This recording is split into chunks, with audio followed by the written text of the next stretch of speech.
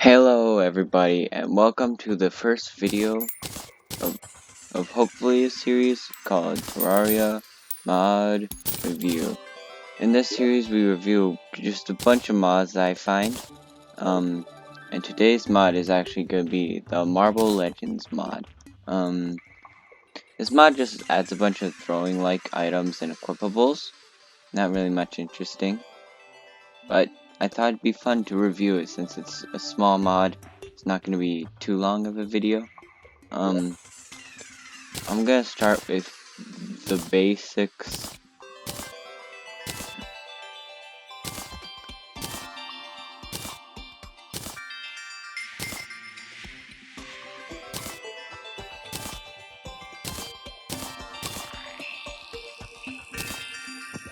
Alright, so let's start with the novel marble.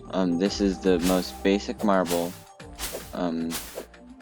You know, it only does 1 damage. Nothing too special. Go into NPC browser here. Yeah, I'll cover those later. I summon like a slime. Like it isn't too insane in terms of damage. You know, only does 1 damage. So of course it's not going to be too insane. But the damage does linger once it's on the ground.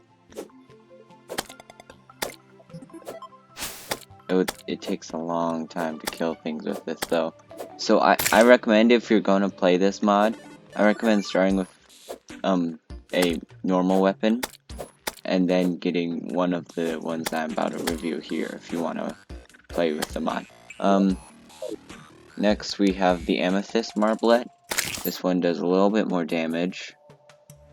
If I summon a couple slimes here, it's definitely much better already. This one does 18 damage. Yeah, it only uses 1 mana, so it's pretty cheap. Throw 20 of these. If I summon a mother slime here, it's gonna die because it's summoned on a bunch of marbles. See? These ones stick around a lot longer than the others. And its damage isn't that bad. It's actually pretty good. So yeah, that's the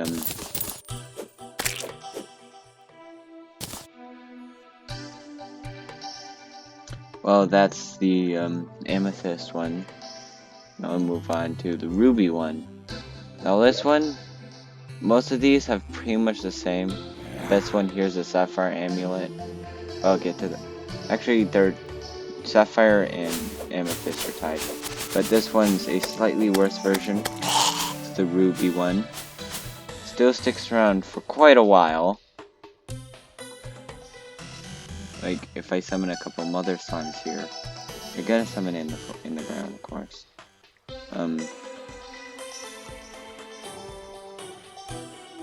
Once they come out, quite a DPS. It's quite useful if you're looking for like a weapon that like most of these have the same effects. Next we're gonna do the topaz amulet. Believe this is one of the worst. I think it's tied with amber. This one does, I believe, 10 damage. Yeah. If I summon a couple, these are servants of Cthulhu, but you know, they summon some demon eyes. Well, it's not too bad. Since this thing has infinite penetration, it can go through like tons of mobs. It's kind of like Jester's arrows in terms like that. So pretty useful. Next we have the amber amulet. This is the amber version. If I summon a couple mothers, if I just throw some amber.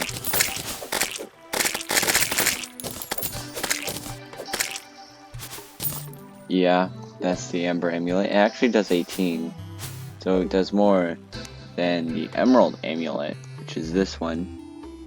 They summon a couple zombies here. And I just throw. It's quite useful. Hey, wow, I got a zombie arm.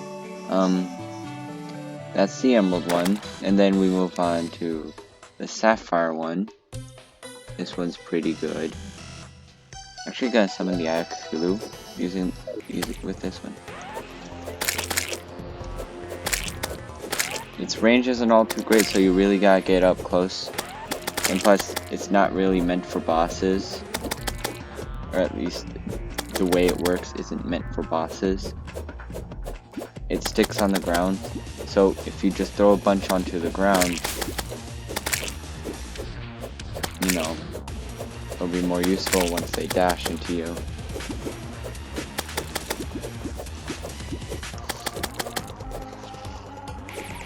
It's quite slow at killing things.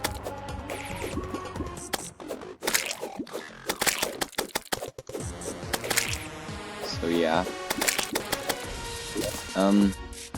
Since this is taking ages, I'm gonna move on to the Void set. There's only a couple of these.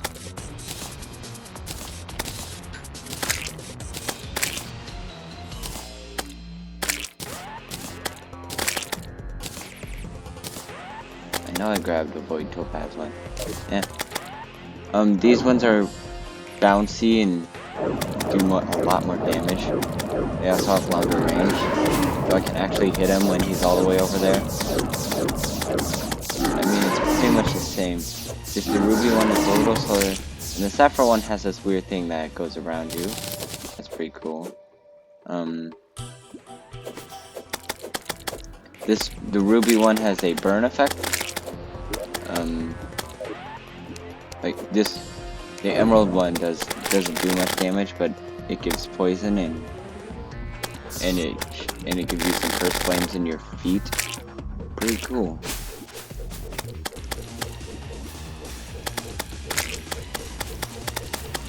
This one doesn't do a lot of damage. So next we have the amber, which is more explosive, definitely. This is it summons cogs, I believe.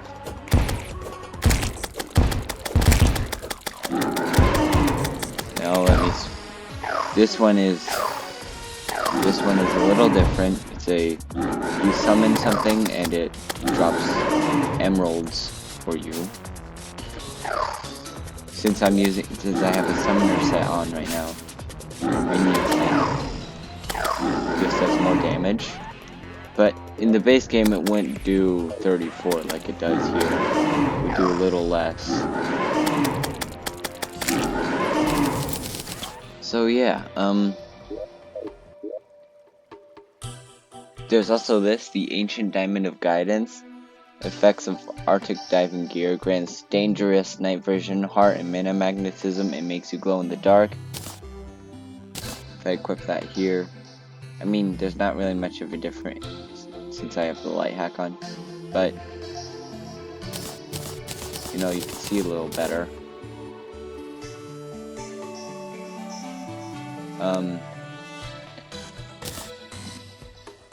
Let's move on to the next set.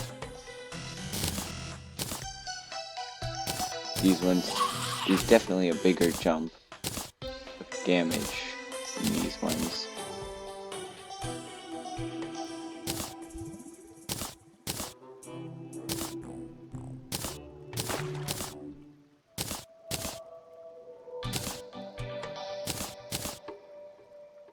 I'll cover these later. Oh yeah, I should cover this one now. It's equipable. The ADG 2.0 Arctic diving gear, sonar potion, fishing potion. If you like fishing, then you get this. Grants danger sense, spelunker sight, huh? Night vision, heart, mana magnetism, makes you glow very brightly. See, you can even tell if the light mod is good. There's also the Relic Forge, which used as a forge, workbench, and glass kiln. You can use that to craft this using argum ore, which is a ore I believe we can find. This is what it looks like. It's pretty cool. And now to move on to the weapon, to the next set of weapons. So first things first, there's the emerald top. This one is extremely fast. It also bounces.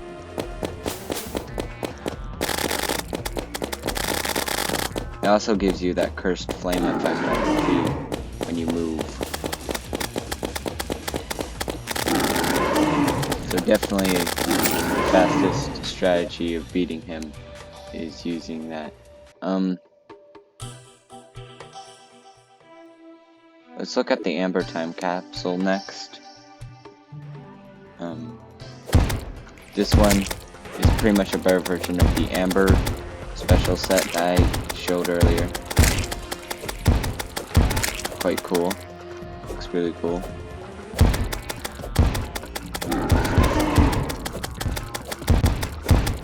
It doesn't do all too much, sometimes at least. But, you know, it's still pretty cool. Next, there's the Dragon Eye Marble. This one gives you a summon. So it drops emeralds on your foe. That's pretty cool.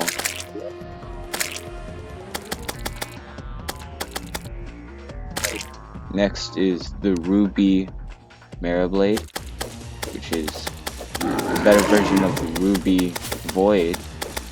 It's a sword that throws things and it does a lot of damage. That's pretty cool. You know, it still has that burn effect that the Ruby has. Next we have the Wasp Hive, which summons wasps. They actually do a lot of damage.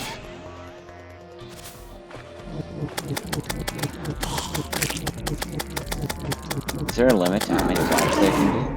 No. Next is the Sapphire, what is it? Andromeda or something like that.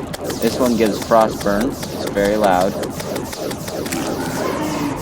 I tried to leave there because it's turning day, so I gotta find a day boss. Yeah, King Sign will do. Or Queen Bee. Alright, so that was the Star Sapphire. Now you have Hell's Own Coplish or something like that. I don't know, I'm not good at pronunciations. So there's this. I summon King Slime here. This is a very big sword. It does a good amount of damage. It also has that ruby thing. It also throws things out, so it's pretty cool. So, there's also that. Yeah, it sends that out. Then it comes back. So that's that. If I go and summon Queen Bee here.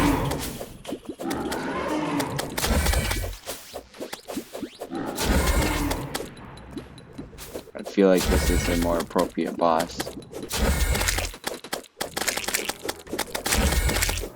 So yeah, this is very good. It does lots of damage. And overall, it's a good weapon. Next is Kobold's Curse.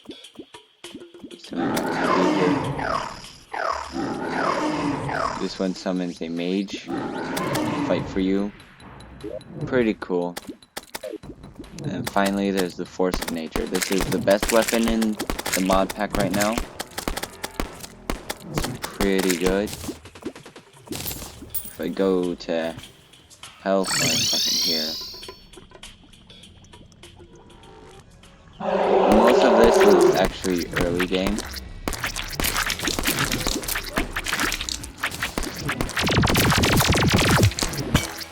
It kills the wall fight really fast. So it's pretty impressive there. It's an emerald attack thing. It's pretty good.